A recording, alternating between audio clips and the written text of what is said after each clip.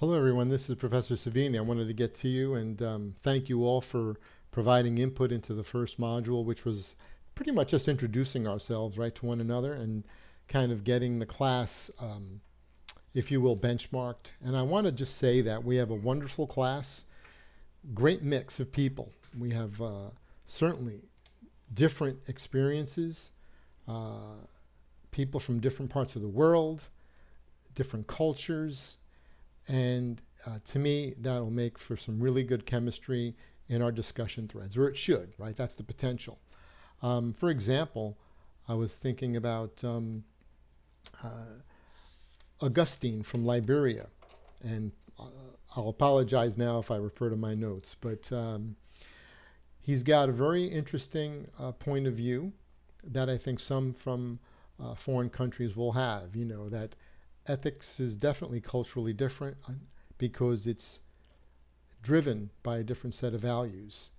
And we have to understand that as we operate in this international, globalized world now. But what I'm hoping is that when you hopefully have an opportunity to read his post, you can think about these differences and how they may apply to you and your cultural upbringing. But then I also think of the post made by Stoney. She's a military officer, and how in her world she has to comply with very high set of standards and always set an example for the troops. And if she doesn't, she'll tell you the Uniform Code of Military Justice has some fairly sharp and harsh penalties for those who violate it. Then we have folks like Andrea down at Fort Pierce, Florida, working at a utility authority. And utilities are interesting because they set rates, right? And they use cost accounting. And you'll also see that mentioned in Duska's book under cost management. You know, how you spread cream cheese on a bagel is certainly different than how I do it. And if you're not following consistent cost accounting allocation schemes or processes, rates are going to change, and pretty much they can change like the weather. So consistency is often an important thing when we talk about managerial cost accounting in the formulation of whether they're direct rates or overhead rates, such as G&A or whatever it might be. The other thing we want to keep in mind is the class has a nice mix of government and non-government, or shall we say federal and state and non-government. I think of, what is it? Let's see. I'm looking at Jeff, who's got 20 years at the local level with some really solid experience. So Jeff, I hope you can contribute a bit from your point of view, what you see from your experience in this area of ethics at the local level.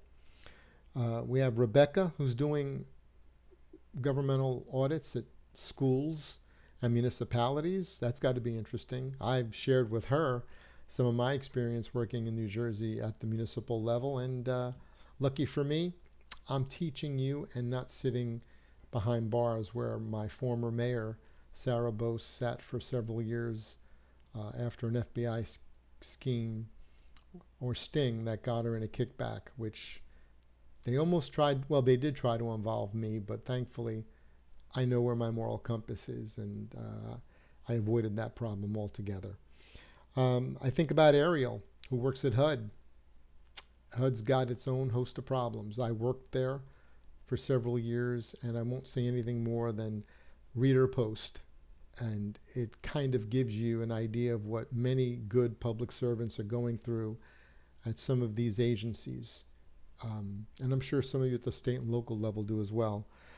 I want to bring out Carson, who is intimately involved with a family business. And I like what Carson had to say. He's being very candid. Read the post if you haven't already. And, you know, think about what he's saying.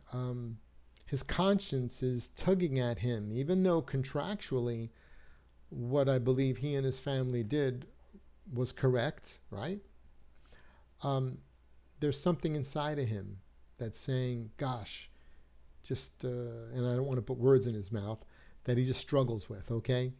So, with that being said, I hope that you can get to know one another. If we were together in a classroom, I would be urging you to form study groups, work together, lean on one another, form networks, okay, if you can, because that's what's going to help you in your career, getting to know people and people helping you and you helping them. So, enough of that for now, but I want to get back to thanking you for basically completing Module 1. I know it was like an easy layup shot for you, which is fine. We're just getting started. But as you begin your readings of the 4 texts, remember, we're looking to compare and contrast the texts, but also having you kind of select an ethical framework that you're most comfortable with, okay? That you kind of gravitate towards. Now, you might shift from one to another, and that's fine, but try to see which one anchors you. And because we want to begin understanding this concept of critical thinking, okay?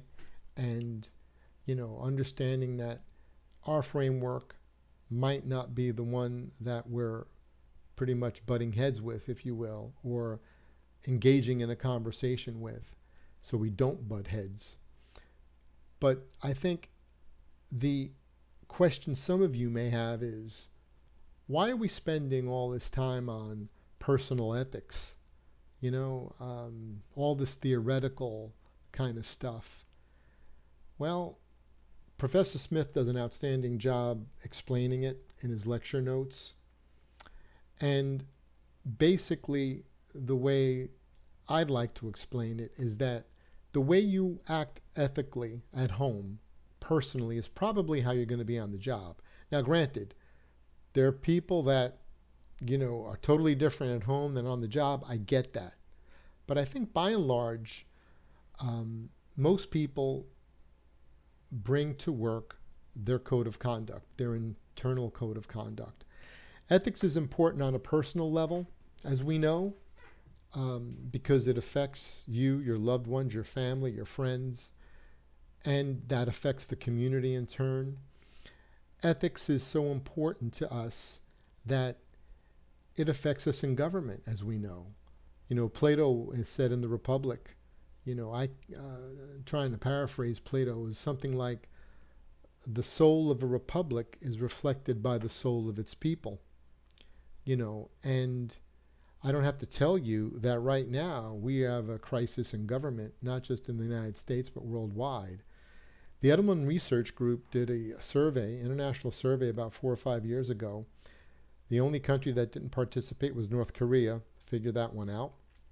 The only 2 countries that came back with positive results concerning their government, basically cheering the flag for their nation, was the country of Yemen, and I don't even know if Yemen's around anymore, and China.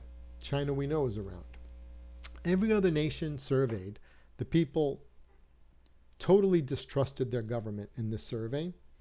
They never even asked about religion, which was kind of a shame, but it goes to show you they didn't even want to touch that.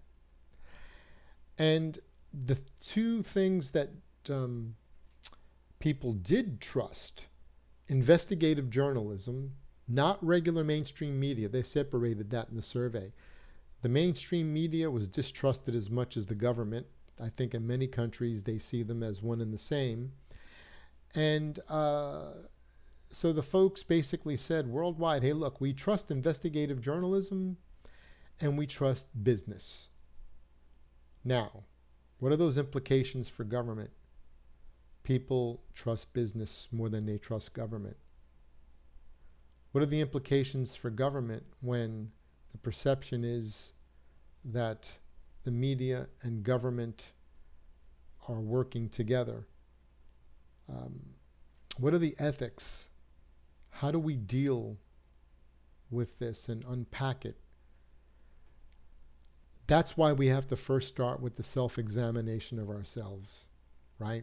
And understanding our view is not necessarily, and usually isn't, the only view.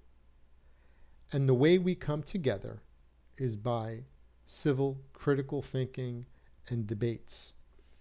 If you were to pick up the most current copy of The Economist magazine this week, you'll see a very interesting lead story um, about, if you will, critical thinking and how a certain ideology has gone too far astray. You can read it for yourselves if you um, have an opportunity to get The Economist this week. But in any event, I want to prepare you because as we get into Module 2, we're going to be talking more about the comparisons within these texts, their strengths, their weaknesses, and we continue the self-exploration. Now, if you have any questions about the course, feel free to contact me. If you want to know where we're headed in the course, I have no clue right now, because it's a self-discovery. You may have a hunch. You may think you may know where you're going to wind up. But if you really keep an open mind, and if you really follow Professor Smith's layout, which is outstanding, and if you'd like to contact me if you have any questions or concerns, I think you're going to land in a good place. It might be a little uncomfortable, you might have to tweak some things a bit, but it's all meant to enhance not only your personal ethics, but ethics on the job, okay? Especially in public service. That's where we need it most. Folks, with that being said, I'm going to wish you a wonderful weekend and stay tuned for more. Happy reading. Bye-bye.